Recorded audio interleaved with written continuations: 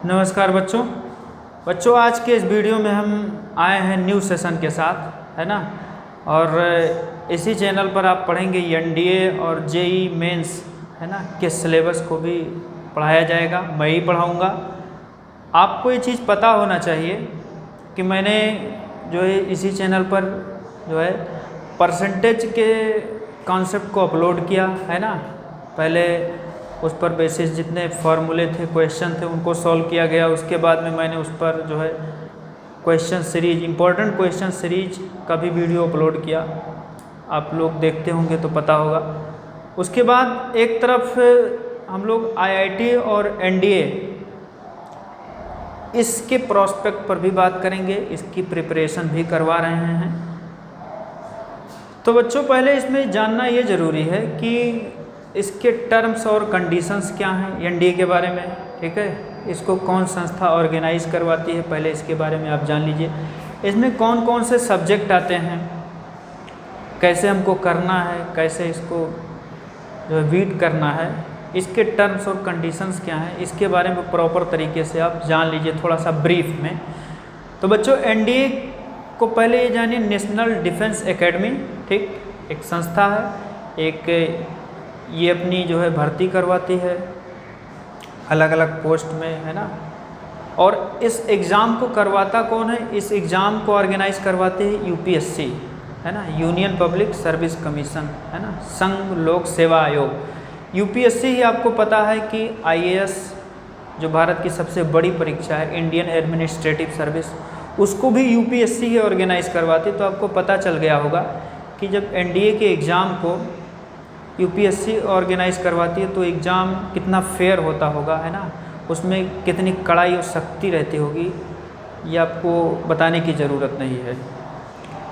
दूसरी बात बच्चों ये है कि ये 10+2 लेवल का सिलेबस इसमें आता है, ठीक है। एनडीए की प्रिपरेशन आप कर रहे हैं तो आप मान कर चलिए 60 से 70% तैयारी आप आईआईटी, जेई, है ना, जेई मेंस, जेई एडवांस के सिलेबस को आप पढ़ रहे हो, क्योंकि उसमें भी 10+2 का ही सिलेबस रहता है। इस सिलेबस में मैथमेटिक्स मैं आपको पढ़ाने वाला हूँ, बाकी और अलग अलग टीचर्स से आपको अदर सब्जेक्ट के गाइडेंस जो है प्रोवाइड होते रहेंगे। बच्चों इसमें ये चीज़ जान लेना ज़रूरी है एनडीए में कि इसमें पेपर कितने होते हैं, कौन कौन से सब्जेक्ट आते हैं, ठीक। तो इसमें 2 पेपर होता है। पहला तो हमारा होता है मैथमेटिक्स, ठीक है। मैथमेटिक्स जो हमारा होता है बच्चों, मैथमेटिक्स वो हमारा होता है, मैथमेटिक्स में होते हैं 120 क्वेश्चन और टोटल इसमें पाए 120 क्वेश्चन के 300 मार्क्स होते हैं, यानी 120 क्वेश्चन होते हैं और 300 मार्क्स मैथमेटिक्स के होते हैं। ये हमारा फर्स्ट पेपर है मैथमेटिक्स। और सेकंड पेपर हमारा होता है गेट, यानी जनरल एबिलिटी टेस्ट, ठीक बच्चों। ये हमारा होता है सेकंड पेपर। सेकंड पेपर में होते हैं 150 क्वेश्चन, ठीक है। और 150 क्वेश्चन ये पाए जाते हैं, ये कितने नंबर के होते हैं? 600 नंबर के। इसमें 2 पार्ट होते हैं, एक तो होता है हमारा पार्ट ए और दूसरा होता है हमारा पार्ट बी। पार्ट ए में बच्चों आता है इंग्लिश, जो अकेला 200 नंबर का होता है। और पार्ट बी में हमारे आते हैं फिजिक्स, केमिस्ट्री, है ना, उसके बाद में जनरल साइंस, उसके बाद में फिर हिस्ट्री, ठीक है, फिर जियोग्राफी, उसके बाद में करंट अफेयर्स, ये सब इंक्लूड है। बाकी 400 नंबर के ये आते हैं। तो इन सारे सब्जेक्ट के अलग अलग इंडिविजुअल गाइडलाइन आपको अलग अलग टीचर्स इसी चैनल पर प्रोवाइड करेंगे, ठीक है। उम्मीद है कि आप अच्छे तरीके से तैयारी करेंगे, अच्छे तरीके से पढ़ेंगे, और होना भी चाहिए। हम तो इसी उम्मीद में काम कर रहे हैं कि आप अच्छे तरीके से पढ़ो।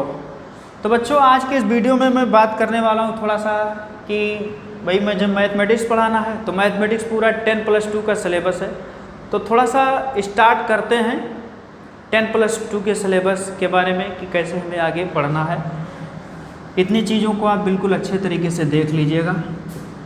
बच्चों इसमें हमारा जो 10+2 में है, यानी फर्स्ट ईयर और इंटर एनसीईआरटी क्लास 11 और क्लास 12 एनसीईआरटी मैथमेटिक्स का जो एकेडमिक कॉन्सेप्ट है उसका नॉलेज होना बहुत ज़रूरी है। बाकी क्वेश्चन जो होते हैं इसके वो 10+2 के लेवल से थोड़ा और ऊपर उठ करके होते हैं। कॉन्सेप्ट वही है लेकिन बहुत घुमा फिरा करके काफ़ी क्रिएटिव तरीके से सवालों को पूछता है। बस उसी का ये सॉल्यूशन है। बाकी एकेडमिक सिलेबस तो जानना जरूरी है, अब आपने पढ़ा भी होगा, तो हम थोड़ा ब्रीफ में उस पर बात करेंगे। तो एनडीए के सिलेबस में हमारा जो पहला चैप्टर है बच्चों, वो हमारा है सेट थ्योरी। क्या है हमारा? सेट थ्योरी, जो क्लास 11 एनसीईआरटी मैथमेटिक्स में पहला चैप्टर है। आपने पढ़ा होगा कि सेट हमारा है क्या। ठीक है, पहला चैप्टर हमारा सेट थ्योरी है। तो पहले ये चीज़ हमको जानना जरूरी है कि सेट है क्या। यार एक को मारकर चल नहीं रहा है क्या? पहले हम ये पढ़ेंगे कि सेट हमारा है क्या, इसको डिफाइन करना है, फिर सेट को रिप्रेजेंट करने के तरीके कितने हैं। धीरे धीरे हम अपने सिलेबस को जो है आगे बढ़ाएंगे। तो सेट हमारा क्या होता है बच्चों? Set is the well defined collection of objects, है ना। सेट क्या होता है?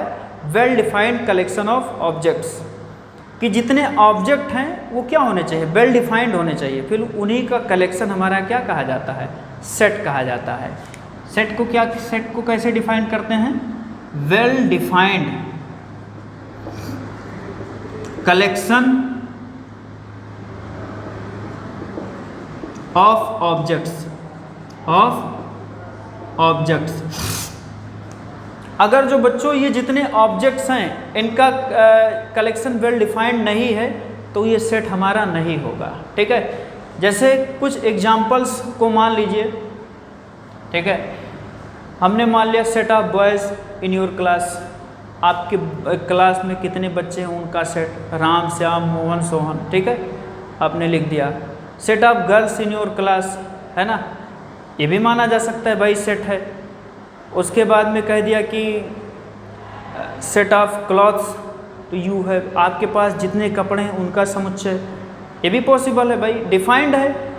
लेकिन कुछ चीज़ें ऐसे भी हैं बच्चों जिनका कलेक्शन वेल डिफाइंड नहीं है। जैसे कह दे collection of 10 most intelligent scientist of India या ओवरऑल वर्ल्ड, भारत की या दुनिया के 10 सबसे मोस्ट टैलेंटेड या जीनियस साइंटिस्ट का लिस्ट वो मांग रहा है। तो यार एक बात बताओ, सबसे ज़्यादा मोस्ट टैलेंटेड कोई एक हो सकता है, सुपरलेटिव डिग्री लग रही ना कि सब मोस्ट टैलेंटेड हो जाएंगे। मोस्ट टैलेंटेड तो कोई एक होगा, तो ये कलेक्शन हमारा डिफाइंड नहीं है। इसलिए 10 मोस्ट टैलेंटेड राइटर या scientist in our country or overall world, this is not defined, this collection is not defined, so it will not be a set. ये हमारा सेट हो ही नहीं सकता। ठीक है, तो ऐसे ऐसे आपको धीरे धीरे अपने कॉन्सेप्ट को जो है आगे बढ़ाना है। दूसरी बात बच्चों, सेट को हम कैसे डिनोट करते हैं? सेट जो है हमेशा कैपिटल लेटर अल्फ़ाबेट से डिनोट किया जाता है। ठीक है, और उसके दोनों एंड पर कर्ली ब्रेसेस, यानी आप समझ रहे हैं कर्ली ब्रेसेस होता है, और उसके जो एलिमेंट होते हैं वो हमेशा स्मॉल लेटर से एक्सप्रेस किए जाते हैं। And they are separate by commas, और वो कॉमा के द्वारा क्या किए जाते हैं? सेपरेट किए जाते हैं। जैसे फॉर एग्जांपल के लिए आप ले लीजिए इसको, मैंने कोई कैपिटल ये लिखा, और कैपिटल ये हमारा एक सेट है 1 2 3। ठीक है, ये हमने 10 तक लिखा। ठीक है, तो फर्स्ट 10 नेचुरल नंबर का ये सेट है। ठीक है बच्चों, अब इसमें तो बहरहाल मैंने नंबर्स लिया है, लेकिन अगर जो आप अल्फ़ाबेट लेते तो इसके अंदर आप उनको स्मॉल लेटर से लिखते। और सेट को हम हमेशा किससे डिनोट करते हैं? Capital letters. हमने मान लिया कि ये दूसरा सेट हमारा क्या है? बी। आप देख रहे हैं कि इसको मैं किससे डिनोट कर रहा हूँ? कैपिटल लेटर बी से। बाकी दोनों and they are closed by curly brackets, है ना, करली ब्रैकेट से ये क्लोज्ड है। हमने लिखा ए ई आई ओ और यू, तो ये क्या है बच्चों हमारा? This is what? This is also collection of well defined objects. ठीक है, ये वेल डिफाइंड डिस्टिंक्ट ऑब्जेक्ट का ये कलेक्शन है। और जो रूल मैंने बताया, टर्म्स और कंडीशन बताया उसको आप इस एग्जांपल में अच्छे तरीके से देख रहे होंगे कि सेट को मैंने कैपिटल लेटर बी से लिखा है, दोनों एंड पर ये क्लोज्ड हैं बाई करली ब्रैकेट्स, और उसके अंदर जो ये एलिमेंट है स्मॉल लेटर से लिखे हुए हैं। ठीक बच्चों, और ये जितने एलिमेंट होते हैं ये इसमें बिलोंग करते हैं। हम इसको क्या लिख सकते हैं कि A belongs to set B, ठीक, E belongs to set B, I belongs to set B, O belongs to set B, और U also belongs to set B. ये हम कह सकते हैं, क्योंकि सेट थ्योरी में जो एलिमेंट होते हैं उनको जो एक्सप्रेस करने का, उनको शो करने का जो रूल है उसको हम एक ग्रीक लेटर एप्सिलॉन से शो करते हैं, जिसका मतलब होता है बिलोंग्स टू का मतलब होता है इसमें पाया जाता है। ए बिलोंग्स टू बी का मतलब ए बी में पाया जाता है and A is the an element of B. ठीक, अब बच्चों आगे मैं लिखूंगा, आगे मैं बात करने वाला हूं कि सेट को एक्सप्रेस कैसे करते हैं। ठीक है, सेट को एक्सप्रेस करने के कौन कौन से फॉर्म हैं, या सेट को रिप्रेजेंट करने के कौन कौन से फॉर्म हैं। ठीक है, ये हमने क्या लिखा, रिप्रेजेंटेशन ऑफ सेट्स। सेट को रिप्रेजेंटेशन करने की कौन कौन सी मेथड हैं।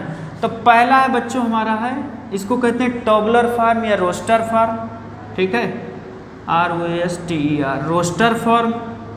और दूसरा हमारा होता है बच्चों set builder form, set builder form.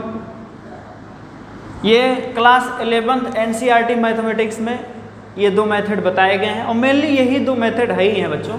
तीसरा कभी कभी ये भी रहता है स्टेटमेंट फॉर्म, है ना, कि वैसे स्टेटमेंट में इसको लिख दिया जाता है, बस वैसे कह दिया, बाकी मेन आपकी यही है, मेन दोनों कॉन्सेप्ट आपके यही है, सेट बिल्डर फॉर्म और रोस्टर फॉर्म।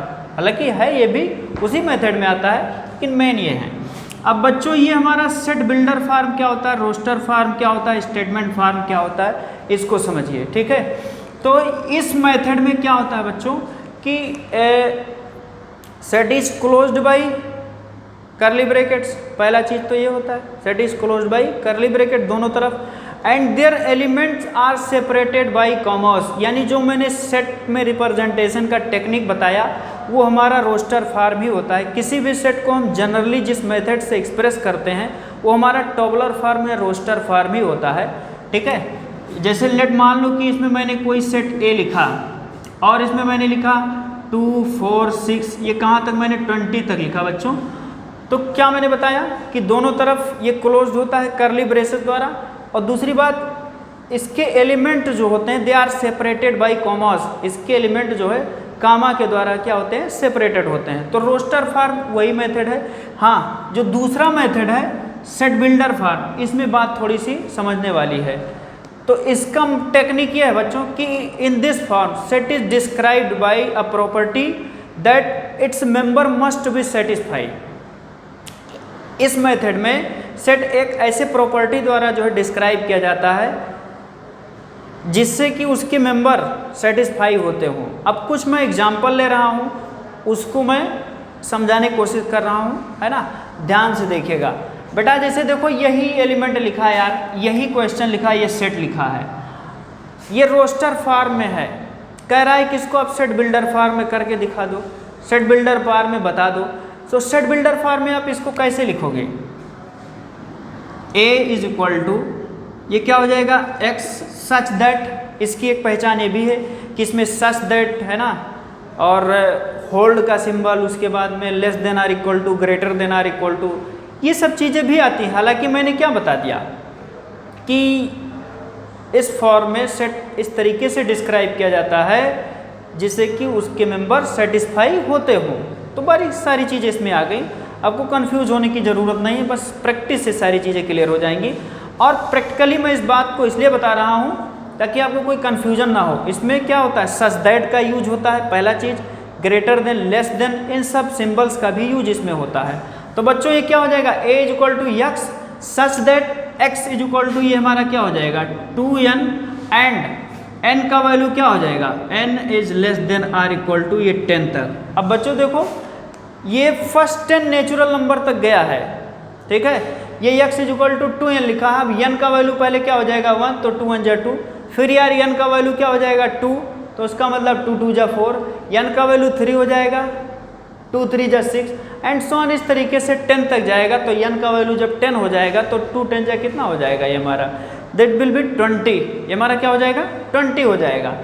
उसके बाद में बेटा ये हमारा क्या लिखा है, स्टेटमेंट फॉर्म, ठीक है। तो स्टेटमेंट का फॉर्म का मतलब इसका पूरा सेंस इसके वर्ड से ही पता चल जाता है कि इसमें किसी सेट को जो है स्टेटमेंट के फॉर्म में लिख दिया जाता है। जैसे एक एग्जांपल मैं ले लेता हूँ, है ना, list of all natural number less than 100, ऐसा कह दिया, है ना, या collection of all natural number less than 100, list of all natural number, ठीक, लेस देन कुछ कह दिया यार 100। तो देखो बेटा ये स्टेटमेंट फॉर्म में लिखा हुआ है ना, तो बस इसका मतलब यही है कि इसमें जो है सेट को स्टेटमेंट के फॉर्मेट में लिख दिया जाता है, ठीक। उसके बाद में जो सबसे बड़ा गेम है हमारा वो रोस्टर फॉर्म और सेट बिल्डर फॉर्म में ही है कि रोस्टर फॉर्म में दिया है तो सेट बिल्डर फॉर्म में कैसे करेंगे, या सेट बिल्डर फॉर्म में दिया है तो रोस्टर फॉर्म में कैसे करेंगे। आइए कुछ एग्जाम्पल द्वारा मैं आगे बढ़ता हूँ। बच्चों मैंने सेट के बारे में बताया, सेट को कैसे एक्सप्रेस करते हैं उसके बारे में बताया, सेट को रिप्रेजेंट करने के बारे में बताया। अब हम कुछ क्वेश्चन पर बात कर रहे हैं। इस वीडियो में हम उसके थोड़े से बेसिक फिलॉसफी पर ही बात करेंगे, अभी कुछ ज़्यादा नहीं। जैसे एक सेट दिया है, एक क्वेश्चन दिया है, उसने कह दिया यार कि एक सेट, इसमें क्या लिखा है, ये 0 कह दिया है। अब ये हमारा किसके द्वारा लिखा है, that is in roster form, ये टेबुलर फॉर्म में है, ठीक है। ये हमारा किस फॉर्म में बच्चों, that is in roster form. इसको मुझे किस में लिखना है जी, सेट बिल्डर फॉर्म में। तो a इज इक्वल टू मैं क्या लिखूंगा, x such that x is equal to, ये क्या हो जाएगा 0, और यही हमारा क्या हो जाएगा, सेट बिल्डर फॉर्म। क्या हो जाएगा बच्चों, ये हमारा हो जाएगा सेट बिल्डर फॉर्म। ऐसे छोटे छोटे क्वेश्चन भी आपसे मल्टीपल चॉइस में पूछ लेता है और लोग नहीं कर पाते हैं। ऐसे लिख देगा और कह देगा कि set builder form of this question is, तो कोई कुछ करता है, कोई कुछ करता है, कोई कुछ करता है, मतलब लोग समझ नहीं पाते हैं, ठीक है। अगला क्वेश्चन ये दिया हुआ है यार कि कोई एक सेट दिया है, रोस्टर फॉर्म में ही दिया है। इसने कहा ये 1/2 है, फिर कहा 2/3 है, फिर कहा 3/4 है, फिर कहा 4/5 है, 5/6 है, 6/7, 7/8, 8/9 और ये 9/10 तक गया है बच्चों, ठीक है।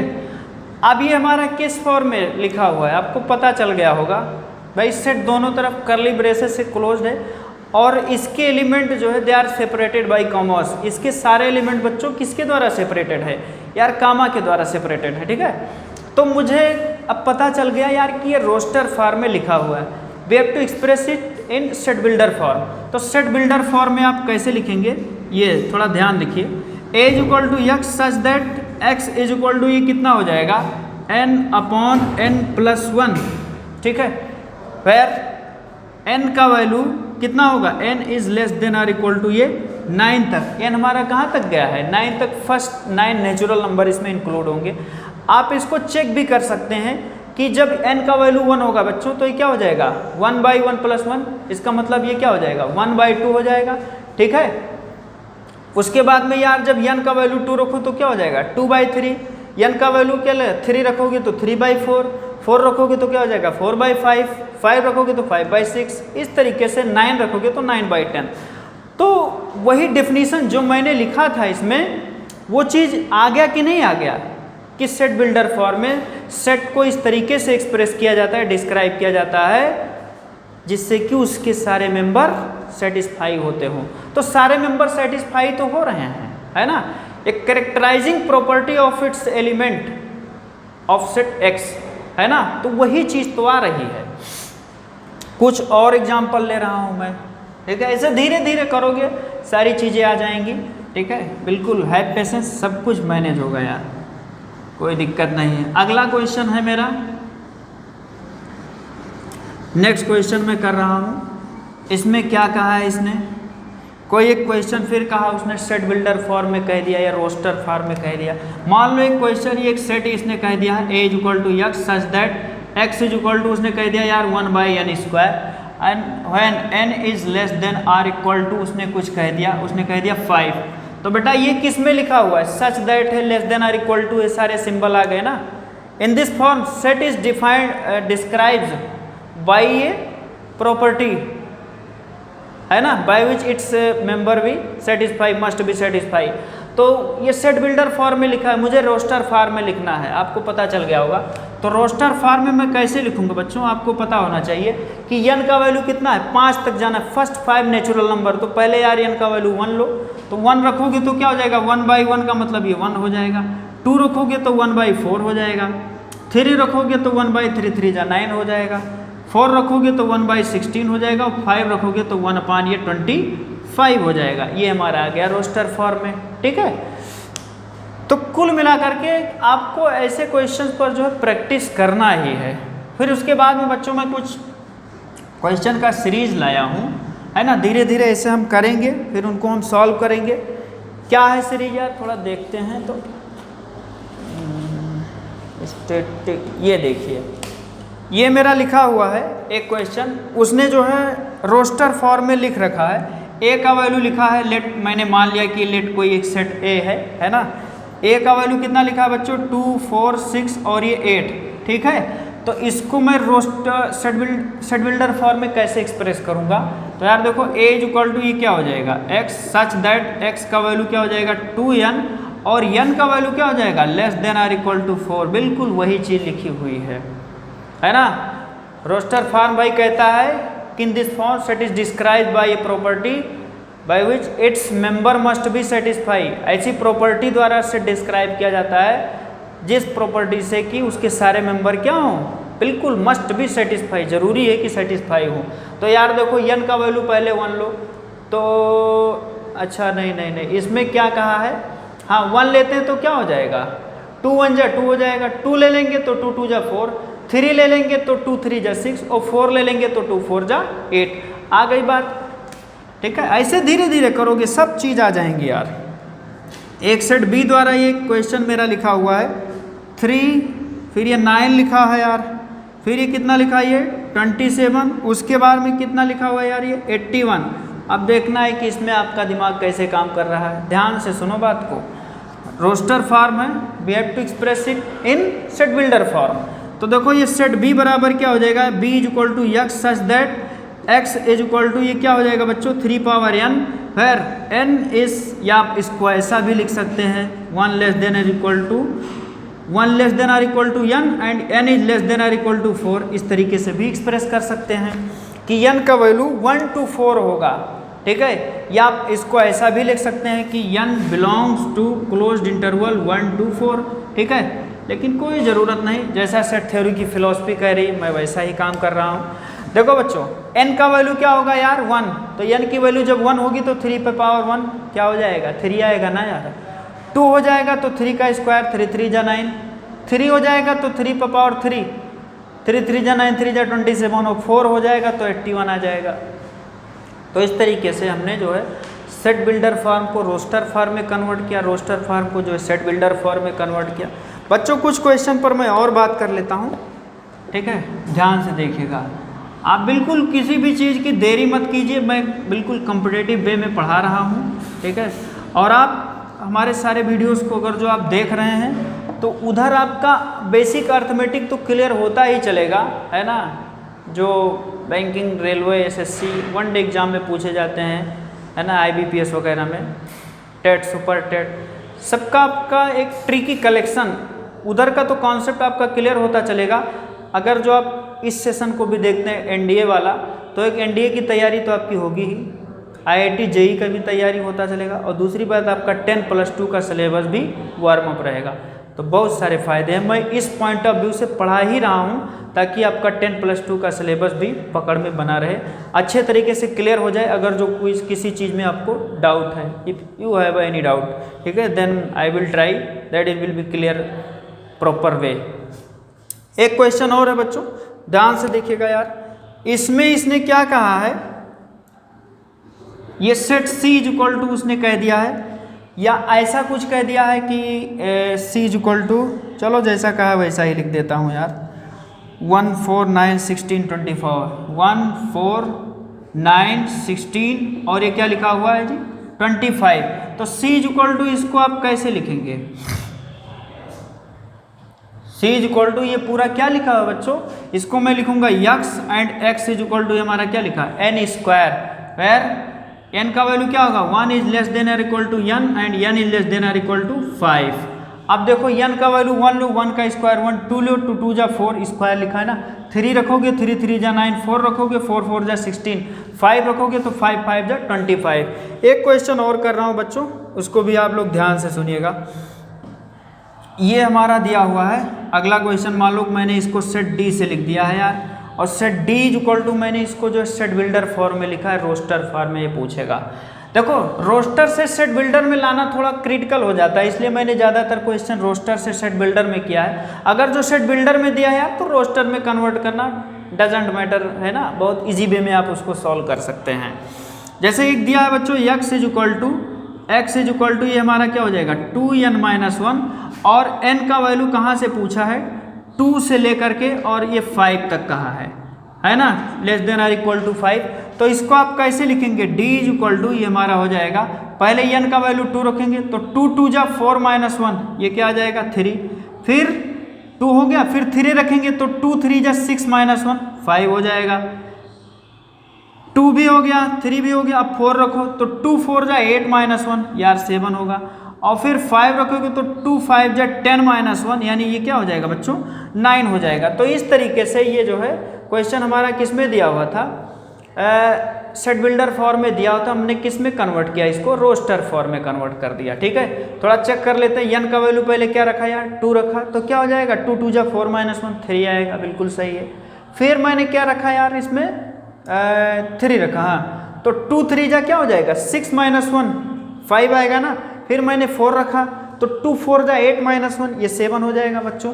उसके बाद में मेरा लास्ट क्या है 2 5 जा 10 - 1 यानी मेरा हमको क्या मिलेगा 9 एम्पेयर होगा। और इस तरीके से ये सेट हमारा किस में आ गया roster form, set builder form से किस में आ गया रोस्टर फॉर्म में आ गया। ठीक है, तो बच्चों इस वीडियो में मैंने बात किया सेट पर, ठीक, सेट को कैसे रिप्रेजेंट करते हैं। उसके बाद में मैंने बात किया कि सेट के रिप्रेजेंट करने के कौन कौन से मेथड हैं, set builder form, roster form, statement form, मैंने सभी पर जो है थोड़ा डिटेल्स में बात किया। और आप भी जो इस पर बेसिस ज़्यादा से ज़्यादा क्वेश्चन पर प्रैक्टिस करो। अगर जो आपको कोई दिक्कत होती है तो बिल्कुल आप कमेंट बॉक्स में लिख करके भेजो, ठीक है, हम उसको सॉल्व करेंगे। आज का पहला वीडियो था सेशन का, इसलिए मैंने थोड़ा सा यहाँ तक ही पढ़ाया। बाकी अगले वीडियो में मैं इसके जो है इम्पॉर्टेंट क्वेश्चन सीरीज के साथ साथ कॉम्पिटिटिव क्वेश्चन, ठीक है, और क्रिटिकल क्वेश्चन पर मैं बात करूँगा। साथ ही मैं इसके एकेडमिक सिलेबस पर भी ऐसे ब्रीफ में डिस्कस करता चलूँगा। तो बच्चों आप लोग इतने वीडियो को अच्छे तरीके से वॉच करो, बाकी बात हम अगले वीडियो में करेंगे। Thank you.